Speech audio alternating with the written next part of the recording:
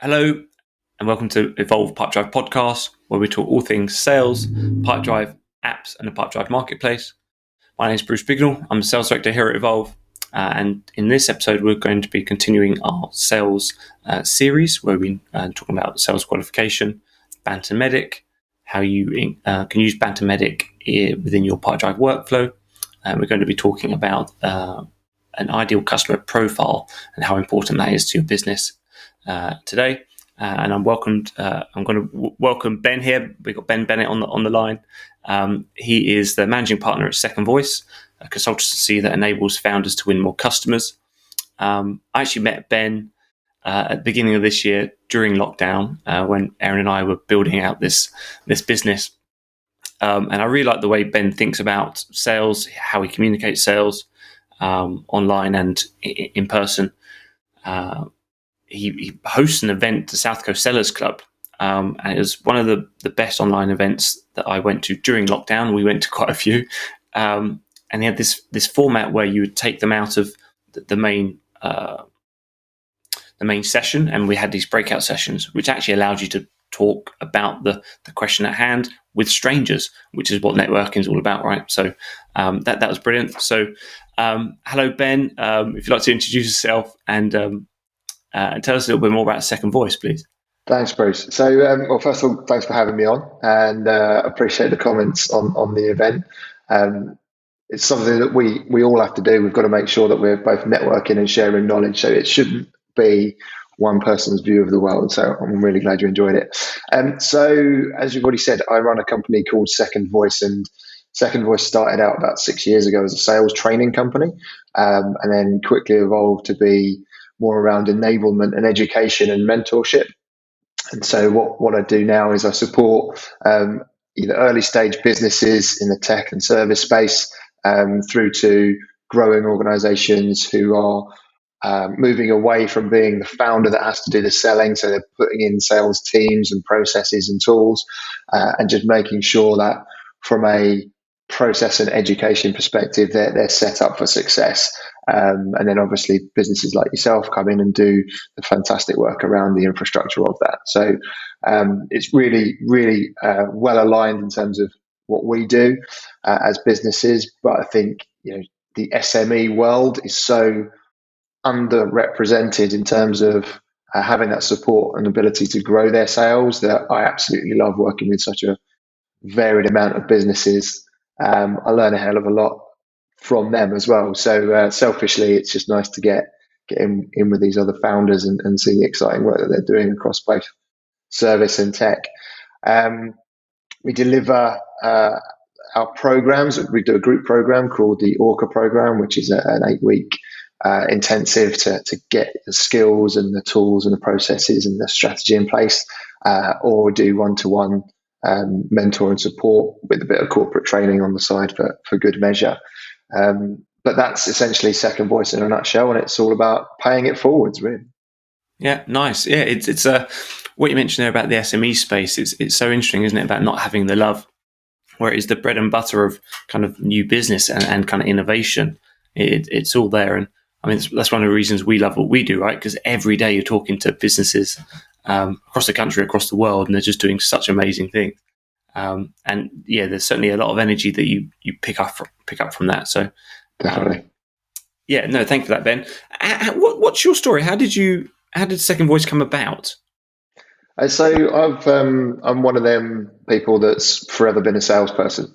So fell into the world of sales and selling pretty much out of uni, and just stayed ever since. And it was everything from knocking on doors to boiler room telesales, but I quite aggressively moved my career up because I'm not one to sit still, and just learned a hell of a lot along the way. And I was really fortunate to have some great managers and mentors through my career. And then about 6 years ago, pre-children, it was always that itch I wanted to scratch. I want to do something for myself. I want to go and take ownership of this. So with my wife's blessing, I took the leap, and Second Voice was launched as that training company, as I mentioned in the first instance. And I think just my exposure to to different businesses and the way other people were working and really learning on the job. As a first-time founder, it's both terrifying and exhilarating, but you really do learn by being on the tools, and it just evolved the business for me quite dramatically. So being able to now bring that experience and support other founders in their growth is an awesome bit of what I love to do. Yeah, I love it. I think there's something there about having a supportive partner, and I think there's another podcast in the sales. What does a sales career look like in terms of where you start to where you end? There's so many different paths to go there. Well, I mean, my hair is a hell of a lot older than I am. Put it that way. I went grey a long time ago. Well, you're in good company here, but I went grey at 14. But so I mean, so from the sales series here, and previous episodes we spoke about BANT and MEDDIC as methodologies for qualification. We then talked about how we can use that in your Pipedrive workflow, actually using the app. But today, from your experience, the ICP, the ideal customer profile or the buyer's profile, can you introduce this concept and say why it's so important for businesses of all sizes? Yeah, and I think there's probably a couple of points to this that I'll bring up. I'll start with the importance, and I think one of the key things that I find with both the businesses I've worked with and myself in the first instance was that I can service almost anyone, and a lot of businesses have a service provision or a piece of software that can deliver to a wide range of business types, sectors, people, and that can sometimes be a bigger challenge than actually niching down. And so what I typically will do when working with any business is explore the idea of finding that ideal customer profile within a niche, a sector-specific focus. And for a few reasons, really. The buyers are far more educated these days, and so they will want somebody who is delivering for just them, i.e., if you are working for gardeners, when a gardener arrives at your website, they want to see that you are a specialist in working with gardeners and you've got experience in doing it. If you are a jack of all trades, then there might be a bit of caution around engaging with your brand or your business. So as well as discounting a large chunk of your audience, removing them from the process, that can be quite scary. Because actually, if I can sell to 100 million people and now I'm only able to sell to 2 million people, I've really cut down, the size of my audience. But realistically, how many customers can you onboard at any one time and deliver for? So don't worry so much about shrinking the audience. It then leads on to really targeted messaging and understanding customer needs. And so you can focus specifically on outcomes for the main problems that your audience are focusing on. And then moving down to your ideal customer persona, I would say there's two elements to that. There's actually a buyer and a user. So certainly in the software space, you've got somebody who's going to be using your tools or using your services.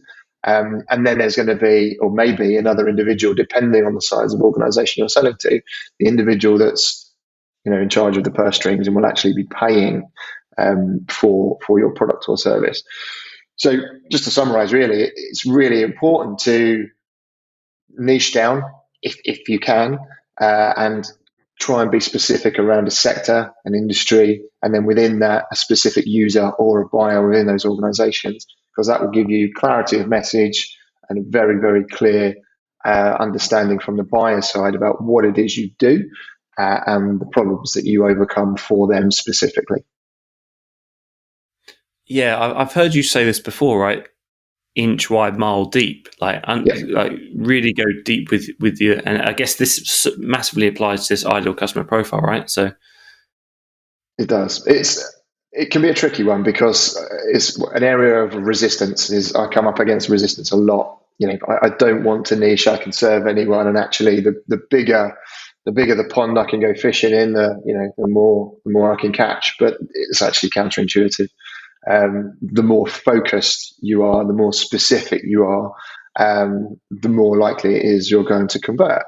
But that's not to say that you can't work in multiple sectors with multiple personas, right? So you can have variations of, but specificity is really, really important, and getting that focus. So yeah, like you say, inch wide, but drill down a mile deep to make sure you've uncovered everything about that particular individual, their wants and needs. Yeah, so you touched on something there. I wanted to ask you: can you have more than one? Yeah, absolutely. But and again, this is my view on the world. Others may disagree or have different opinions. But I would always recommend that you approach one aggressively, and then master that arena. Okay, and when you've done all of your learning, all of your training, all of your improvements, and you're slowly making incremental gains in your business that will see you become an expert in the field of servicing gardeners. Okay, you've got a reputation, you've got the model, you've proved it. Now, if you can so happen to service plumbers or another industry or another business type, start to build that out as well, but only once you've perfected, because having focus is arguably one of the biggest ways to succeed in business, and sell more. But no, the short answer is you don't have to have one. You can have multiple, but my opinion is nail one of them correctly first before you start trying to do too many things at once. Yeah, it's interesting. It's kind of alignment with you've got a finite resource with your business, right? So you mentioned gardeners, and then going to Plumbers, something else. Yeah, plumbers. But like hire the best plumbing delivery guys. Like so it's a resource question there. Brilliant. Is this a sales or marketing's, like who does this, right? Is this because I always think of sales as like the end of the spear, like, so marketing's like this is the direction you're going, then the sales guys have to then kill it, right, or get it at the end of it and the sharp edge of this. Whose role is this to get this right? Well, not get it right, but to even start it. Yeah, I think it all depends on the stage of which your business is at. So most of the people I work with are either solopreneurs, freelancers, or up to maybe 5 or 6 people, but the founding team is still doing the selling. That decision obviously sits with the owner of the business, and where to take the company strategically. If you're in that sort of growing SME space where you are in a position where marketing and sales operate as individual departments, then again, it's someone that can straddle both. I think if there's a commercial lead, because what you'll probably find, and you've probably experienced this as well, Bruce, is that sales, marketing, and customer success are slowly becoming more and more blurred into the same thing, and they will share skill. And arguably, it's not on any one of them to make this decision. It's about having a joined up approach, so that sales are delivering against the great work that marketing do, but you should all be going towards the same target, the same goal. And therefore, that's a strategic decision that comes beyond the departmental level, I would suggest. Yeah, it's so true. I think the how businesses have been set up. So, like, if we talk about career paths before, right? So, if you went into a marketing career path, sales was never part of that career path. But they probably make some of the best salespeople because they understand the customer, or they understand the messaging. And ditto for like an SDR. So the guy that's been on the front line, he doesn't maybe the best role isn't going up into to be the closer, but it's because he's got that frontline experience. He could make a very good marketer. Absolutely. Slight tangent off, but I do that. So just to kind of bring it back, is this better for? Surely this sounds like the pill that everyone should be swallowing, right? Is this for B2B or is this B2C? Like, can this work for every business? Like, or should every business be doing this? Yeah, every business should be doing this. I think, even if you're a B2C e-commerce seller, I don't know, whatever product it is, if you've got a specific product, it might be something for new parents, as an example. Well, you need to know what the wants and needs of new parents are. If you're an Amazon of the world, then obviously you've got a whole host of different products and opportunities for people to buy from you. But equally, let's look at their different models. They've got media brands, they've got e-commerce, they've got audiobooks. So, what are the reasons that people are going to want audiobooks? Well, it's because I'm a busy entrepreneur and I'm on the go and I haven't got time to sit down as much as I'd love to with 500 pages of text. Yeah. So let's just plug these little things in, and while I'm on the go, I'm listening and I'm consuming knowledge. That might not be a particular sector, but that will be a specific customer profile. So I can almost guarantee that they've done the work around who their ideal customers will be, both from getting people onboarded, but also future revenue and growth beyond that. So I think, unless you actually are a generalist, which is becoming more and more rare, then every business should at least give thought to it. Yeah, absolutely. What's the what kind of practicalities, right? So if you're a business owner, if you're a marketing exec or the sales lead in that kind of 5 to 10 person team, how do they get started? Like, what are there ways to think about this? Are there resources? Is this a thought exercise? Yeah. How do you go about this? All of the above. So there are resources. We provide templates and frameworks for our customers to go through, and if anyone's interested, let me know and I'll share them. The idea is, in the first instance, you can go and have a look at who you've already sold to. And ideal profile doesn't mean, are they going to benefit from using your service? It's actually who you want to work with as well. So did they pay quickly when you sent the invoice? Did they close quickly from the first conversation? What are the characteristics around these businesses or these profiles that helped you enjoy working with them? If you look back over your customer data, is there a specific geography or a specific sector that you've sold to lots? Where is it that you're honing your skill, that you're becoming a master at what you do? And see if there's any data in the existing business that will help inform where you go forwards.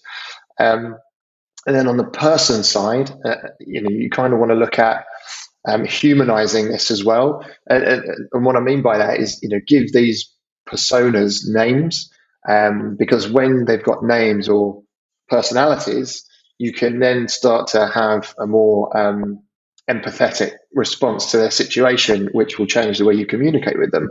So things that I might suggest are, giving them a name, what's their job title, what are they responsible for in the business? So when you understand that, you can really try and identify what are going to be the things that keep them awake at night. Yeah. So if they're responsible for staffing, making sure the business is fully staffed, well, the recruitment team are going to worry when you've got seats empty for a number of weeks or months. So if you're a business that overcomes that, that's a great point of communication and adding value there. Then think about their personality. What are they like? Are they conversational? Are they engaging? Or are they quite reserved? If anybody's selling to developers, and I'm speaking massively broad blanket here, but these are individuals that are usually really focused in their work and aren't the ones having the water cooler moments or spending tons of time networking. So think about the type of personality of the individual you're going to be selling to or approaching. And then what are they interested in? And, somebody who is interested in upskilling themselves, interested in networking, interested in health and fitness. This can be in work and out of work. It helps you build a mental picture of what this human being is like. And I really want to emphasize human being, because whatever you're selling, you're a person selling to another person. The idea of B2B and B2C is fine. Let's put a label on it, but it's humans selling to other humans through a medium. So I would look at that from the human element. And then from more of a product and capability side, or service and capability side, try and list reasons why those customers would use your business, use your service, or use your product. What problems are you solving?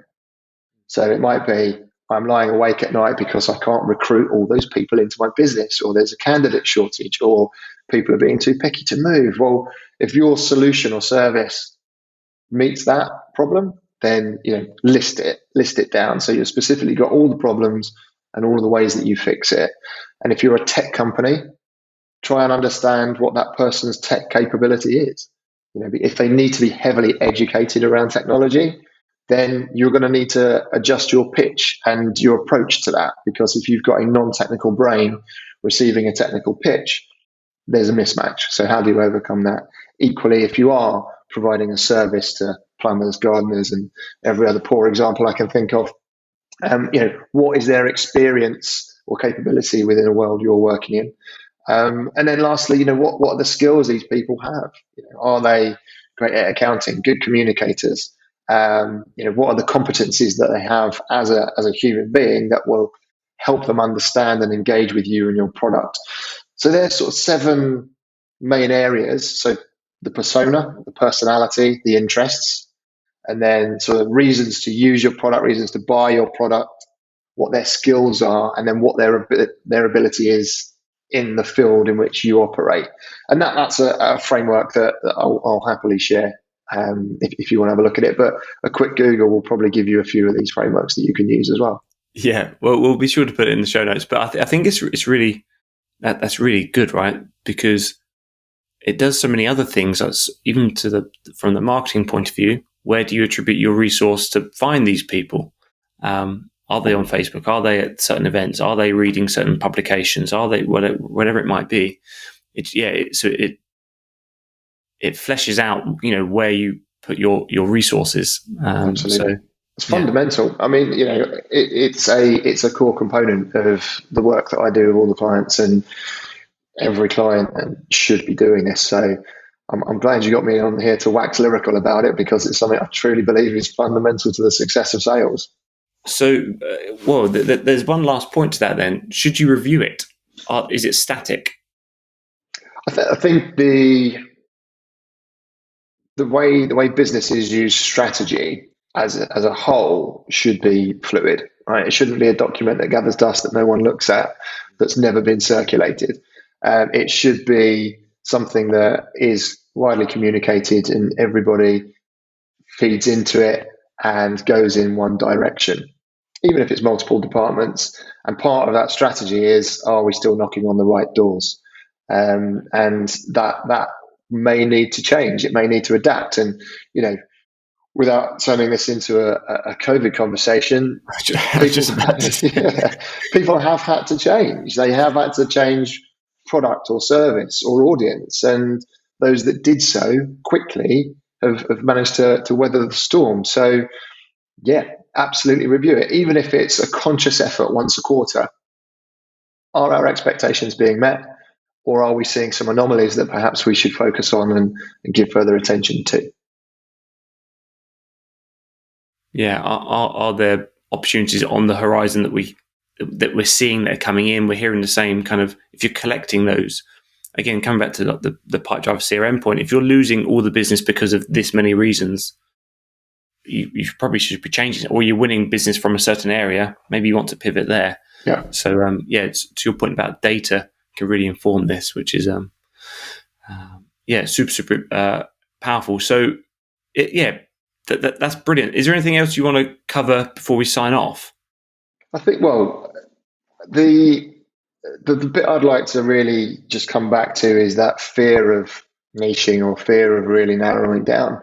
And every single person I spoke to has this fear, eventually does understand why it's important. And logically, if you've taken a whole nation as your prospective customer, and you're suddenly saying, well, actually, I'm only going to work in this particular postcode, that's really daunting, because you are cutting away a lot of potential revenue. but you're also cutting away. Go on. I wanted to jump in there because it's if anyone that, certainly in your world, you might hear this, certainly if they're raising money, right? Because the valuation is based on the total addressable market. So if they've said that we can target this many people, the market's this size, and you're saying, no, to get ahead, you want to niche down, and to your point earlier, cut away the 700 million people, that does sound scary. However, it gets you in, it gets your cemented as that master, and then you can grow from there. So it's and I mean, you look at, so for anyone that isn't aware of the terminology, you've got total addressable market, serviceable addressable market, and then a serviceable obtainable market, and the SOM, the SOM area of that, is the bit that you're actually likely to go and get. That's the bit that either investors will look at as opportunity. I mean, the market is 10 million, but realistically, you're only going to have a crack at 250 in the first year. So let's not worry about the big TAM level, the whole market. So really niching down will give you that control. And there are niching downs and there's focusing to various levels. Cutting away 99% of the fat is very extreme, but even halving your focus will help improve your time and effort, and arguably it will reduce your ad spend because you're more focused, or you can put more ad spend into a specific audience, or you might not need all the headcount, or it has a knock-on effect to other aspects of your business and your organization. Absolutely. Well, Ben, that's been brilliant. So obviously that's the ideal customer profile. We'll put all what you've mentioned there and some of those resources, which are brilliant. Yes, you can Google them, but we'll make it easy and put them in the show notes. Nice. So what's if people wanted to reach out to you kind of direct or had some questions, what's the best way to stay up to date with what's going on at Second Voice, Orca, or just in Ben Bennett's world? Sure. So you can come and find me on LinkedIn. I think the URL is Ben-Bennett-Performance. Hopefully there's not too many Ben Bennetts on there, but you'll find me. And that's not, double N double T as well. Double N double T. Thank you very much. Yeah. And if not, it's secondvoice.co.uk, and within there, you can set up one-to-one free consultation with me, sign up to our mailing list, and explore the Orca program, which is that group enablement and growth program, all of the other services that we provide. But ultimately, I'm here, same as you, to add as much value as possible. So if you've got a question, feel free to shoot it across, and I'm more than happy to help where I can. And if I can't, I might know someone that will. Well, that's it. Always be useful, right? So, so thank you, Ben, and thank you for listening or watching if you're on YouTube. This has been the Evolve Pipedrive podcast, where we talk all things Pipedrive, sales, apps, and a Pipedrive marketplace. If you've enjoyed today's episode, please consider giving us a like, share, or even share with a friend that you think this might be useful to. But once again, thank you, Ben, and see you guys later. Cheers. Take care.